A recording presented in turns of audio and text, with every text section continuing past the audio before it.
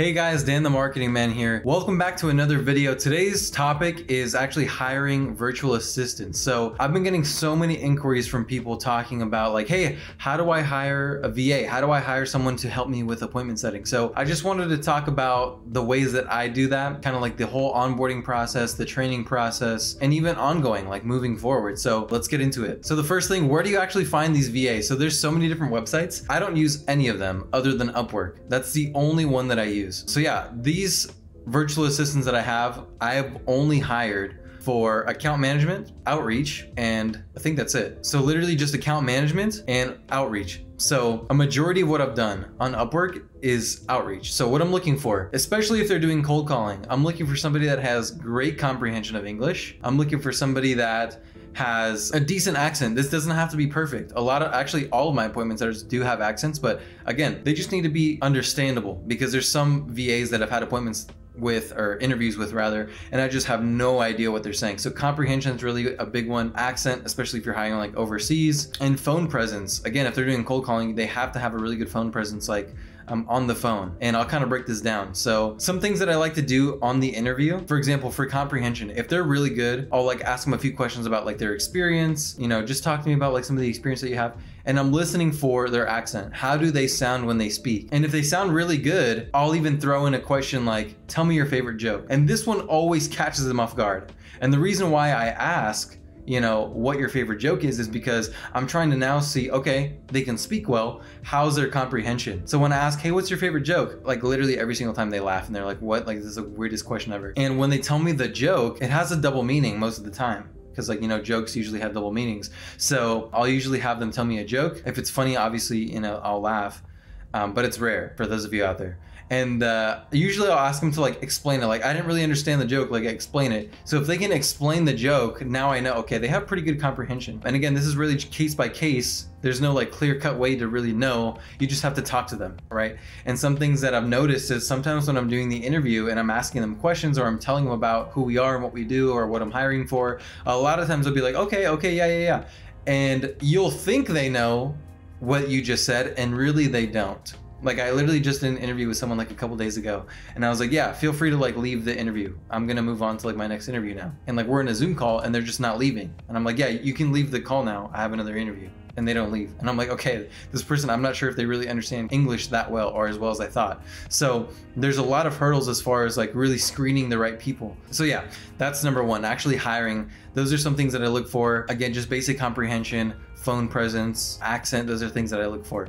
And then once I've hired somebody, now we have to train them. So usually that training process takes between like 2 to 3 days. So at this point in my agency, I've actually created SOPs, which I just found out what an SOP was like a couple weeks ago, but I guess it's like a standard operating procedure. That's what it stands for. So anytime I have somebody who's just starting, they are watching videos. So I have videos for like my outreach methods for social media, for my outreach methods for cold calling, right? Like how to use the lead carrot CRM, the scripts to use. They have access to my cold calling videos on YouTube. I recommend every one of my appointment setters watch that because they can see me doing that live.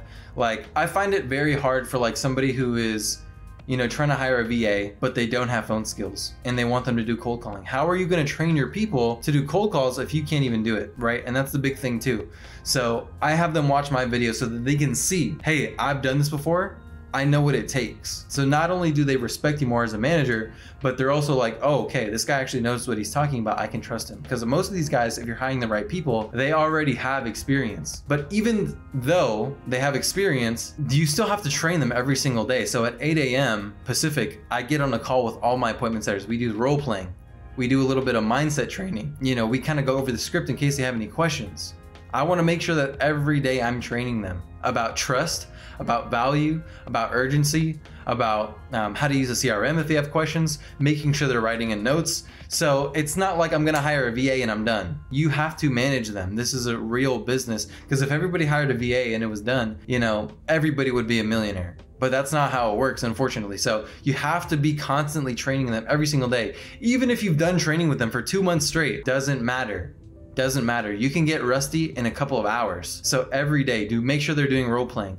listen to them and really train them. I'm not just saying like go through the motions, have them read the script and then get on the phone. I'm talking about throw in a curveball, give them an objection they've never heard, or give them maybe, you know, a same objection, but in a different way. You know, maybe instead of saying when you're doing the role playing, okay, well, what is this program? Maybe give them that same rebuttal, but in a different way. Maybe like, what's the catch? You know, put them on, keep them on their heels, right? This is how you do that. So for me, when I was just starting my agency, before I ever hired a VA, you know, I was doing all the calls, I was doing all the sales, all the outreach, everything. Now that I have a VA, that job doesn't stop. If anything, you put more work on yourself because now you have to manage people. So again, it's not just like I'm easily gonna hire somebody and that's the end of it. I'm just gonna coast the rest of my life. No, you have to literally manage them and make sure that every single day they have quotas that they need to make. Hey, you need to contact, you know, 30 people and you need to set 3 appointments per day or whatever it is in your agency. I'm not sure.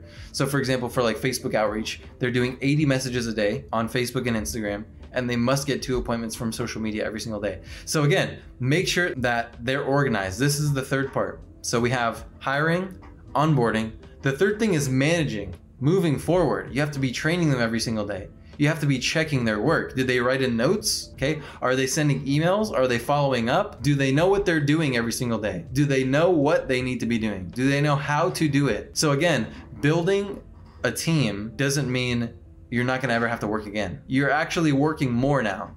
Unless of course you hire a manager and then, but again, you still have to manage the people that you're hiring. It's not just gonna be like la-di-da, I'm done for the rest of my life. You have to literally be there every single day because they have questions and they should be messaging you throughout the day. Hey Dan, I just got this new objection, what do I say? Hey, I have a question about the CRM, what do I do? So you have to be managing them. So yeah, I just hopefully wanted to clear up some of the questions that people are having as far as like my onboarding process. So yeah, it's very simple. I hire people from Upwork. Usually I do 8 to 10 interviews. I do like my onboarding process. They just watch like a couple of videos and then, you know, they report back to me if they have any questions. And then from there, they're training every single day and I'm watching them. I'm doing the role playing with them every single day.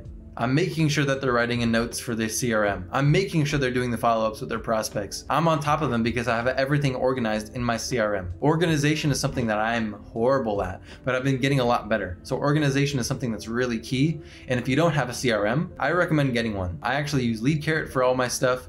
If you guys need that, there's a link in the description, but they actually stopped making their CRM. So it's actually Go High Level that they were using for their CRM platform. And then they just put their like little white label logo on there for LeadCarrot. But anyways, so yeah, I recommend using that. I use Go High Level or LeadCarrot for all my stuff for my agency for organization. So again, hopefully that cleared up a lot of the questions that you guys had. If you guys like this video, make sure to give it a like, comment, subscribe, and turn the notification bells on. And yeah, let me know if you have any questions. I'm always responding to questions, guys. If you look at any of my other videos, every single person that has a question gets a response. So make sure that you comment down below right now if you have any questions, like the video. And if you're interested in coaching, or if you have like a specific question you want to ask me, I reply to everybody on my Instagram at Dan the Marketing Man. Check me out on Instagram. And hopefully you guys liked the video. If you did, let me know. And thank you for watching. I'll see you guys when I see you guys.